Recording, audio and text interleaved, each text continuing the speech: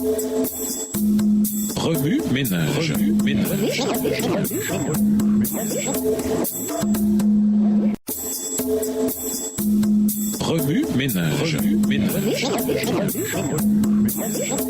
Bienvenue dans votre émission. Remue ménage. Nous voilà à la leçon de mardi. Investiguer. Lisons Galates 3, les versets 5 à 14, Ésaïe 53, les versets 3 à 11, Deutéronome 29, les versets 14 à 19, Deutéronome 9, les versets 6 à 26, Deutéronome 17, les versets 14 à 20, Job 1, les versets 6 à 22 et Deutéronome 31, les versets 10 à 13. Galates 3, les versets 5 à 14. Celui qui vous accorde l'esprit et qui opère des miracles parmi vous, le fait-il donc par les œuvres de la loi ou par la prédication de la foi? Comme Abraham crut à Dieu et que cela lui fut imputé à justice, reconnaissez donc que ce sont ceux qui ont la foi qui sont fils d'Abraham. Aussi l'Écriture, prévoyant que Dieu justifierait les païens par la foi, a d'avance annoncé cette bonne nouvelle à Abraham. Toutes les nations seront bénies en toi, de sorte que ceux qui croient sont bénis avec Abraham le croyant. Car tous ceux qui s'attachent aux œuvres de la loi sont sous la malédiction, car il est écrit « Maudit est quiconque n'observe pas tout ce qui est écrit dans le livre de la loi et ne le met pas en pratique. » Verset 11. Et que nul ne soit justifié devant Dieu par la loi, cela est évident, puisqu'il est dit « Le juste vivra par la foi ». Or, la loi ne procède pas de la foi, mais elle dit « Celui qui mettra ces choses en pratique vivra par elles ». Christ nous a rachetés de la malédiction de la loi, étant devenu malédiction pour nous, car il est écrit « Maudit est quiconque est pendu au bois », afin que la bénédiction d'Abraham eût pour les païens son accomplissement en Jésus-Christ, et que nous reçussions par la foi l'Esprit qui avait été promis. Isaïe 53, versets 3 à 11. Méprisé et abandonné des hommes, homme de douleur et habitué à la souffrance, semblable à celui dont on détourne le visage. Nous l'avons dédaigné, nous n'avons fait de lui aucun cas. Cependant, ce sont nos souffrances qu'il a portées, c'est de nos douleurs qu'il s'est chargé, et nous l'avons considéré comme puni, frappé de Dieu et humilié. Mais il était blessé pour nos péchés, brisé pour nos iniquités. Le châtiment qui nous donne la paix est tombé sur lui, et c'est par ses meurtrissures que nous sommes guéris. Nous étions tous errants comme des brebis, chacun suivait sa propre voie, et l'Éternel a fait retomber sur lui l'iniquité de nous tous. Il a été maltraité et opprimé, et il n'a point ouvert la bouche. Semblable à un agneau qu'on mène à la boucherie, à une brebis muette devant ceux qui l'attendent, il n'a point ouvert la bouche. Verset 8. Il a été enlevé par l'angoisse et le châtiment, et parmi ceux de sa génération, qui a cru qu'il était retranché de la terre des vivants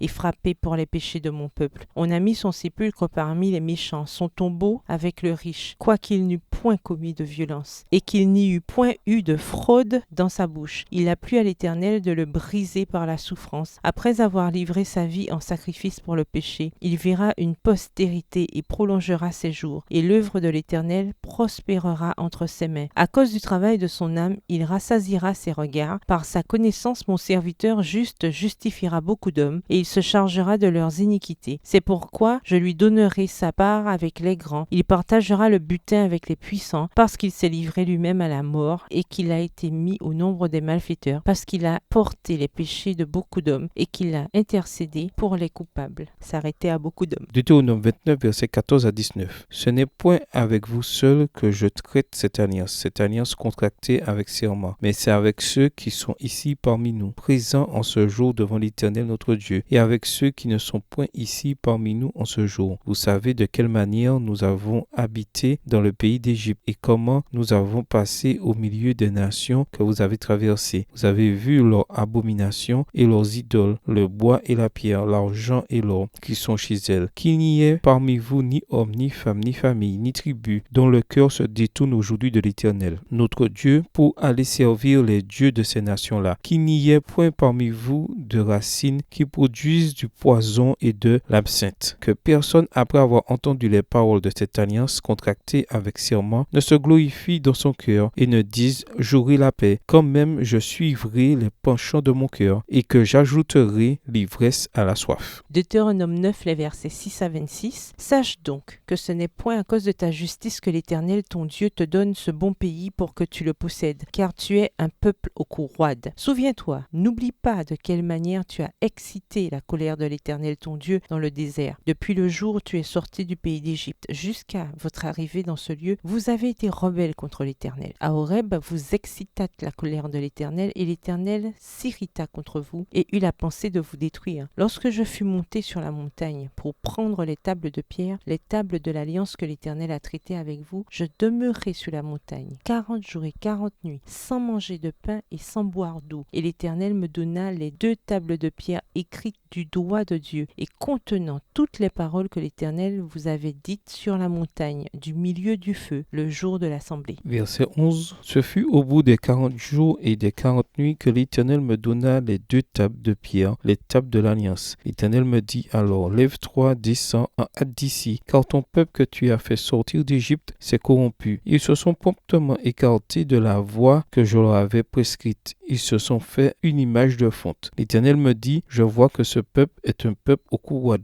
Laisse-moi les détruire et effacer leur nom de dessous les cieux, et je ferai de toi une nation plus puissante et plus nombreuse que ce peuple. Je retournai et je descendis de la montagne, tout en feu, les 2 tables de l'alliance dans mes 2 mains. Verset 16. Je regardai, et voici, vous aviez péché contre l'Éternel votre Dieu. Vous vous étiez fait un veau de fonte. Vous vous étiez promptement écarté de la voie que vous avez prescrite l'Éternel. Je saisis les 2 tables, je les jetai de mes mains, et je les brisai sous vos yeux. Je me prosternai devant l'Éternel, comme auparavant, 40 jours et 40 nuits, sans manger de pain et sans boire d'eau, à cause de tous les péchés que vous aviez commis en faisant ce qui est mal aux yeux de l'Éternel pour l'irriter. Car j'étais effrayé à la vue de la colère et de la fureur dont l'Éternel était animé contre vous, jusqu'à vouloir vous détruire. Mais l'Éternel m'exauça encore une fois. Mais l'Éternel m'exauça encore cette fois. L'Éternel était aussi très irrité contre Aaron, qu'il voulait faire périr, et pour qui j'intercédais encore dans ce temps-là. Verset 21. Je pris le veau que vous aviez fait, ce produit de votre péché. Je le brûlai au feu, je le broyai jusqu'à ce qu'il fût réduit en poudre, et je jetai cette poudre dans le torrent qui descend de la montagne. À Tabéa, à Massa et à Kibrot,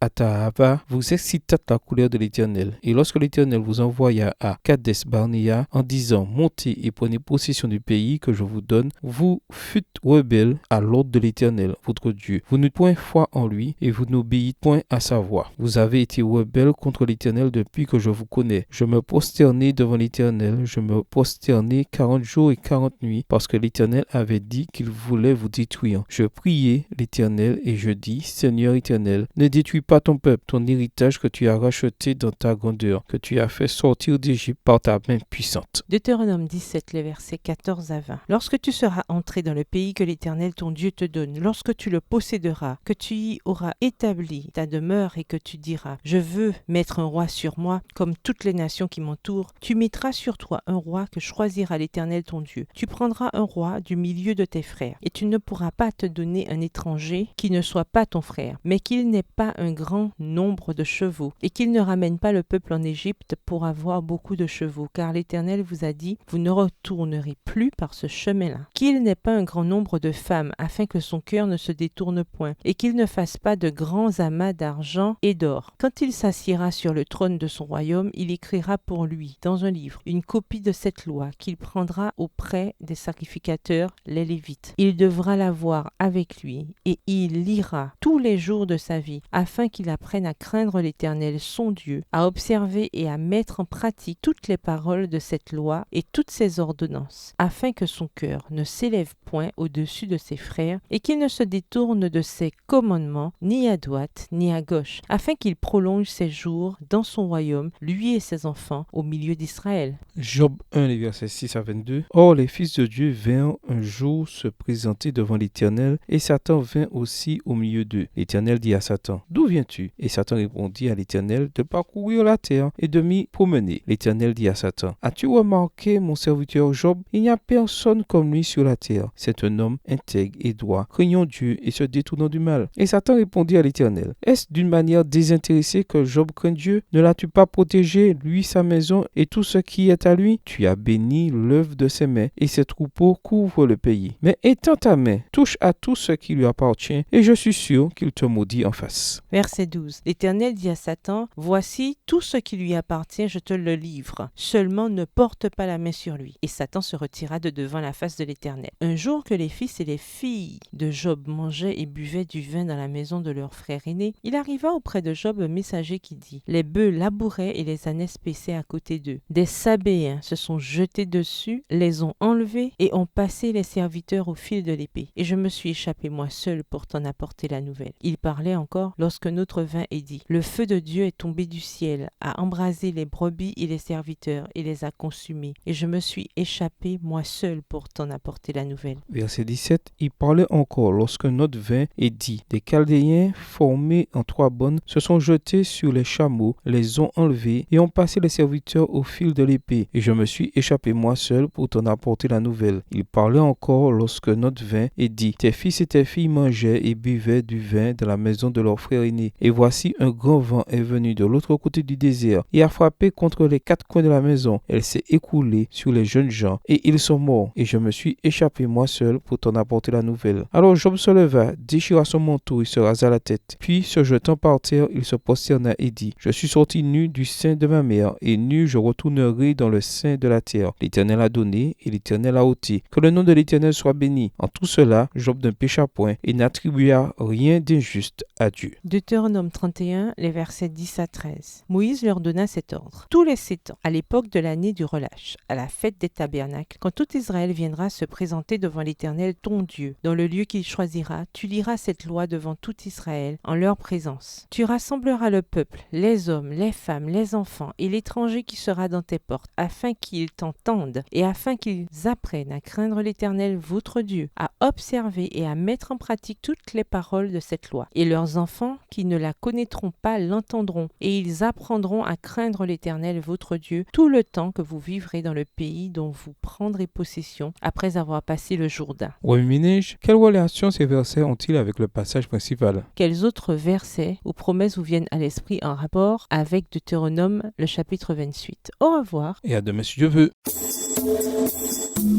Remue ménage. Remue ménage.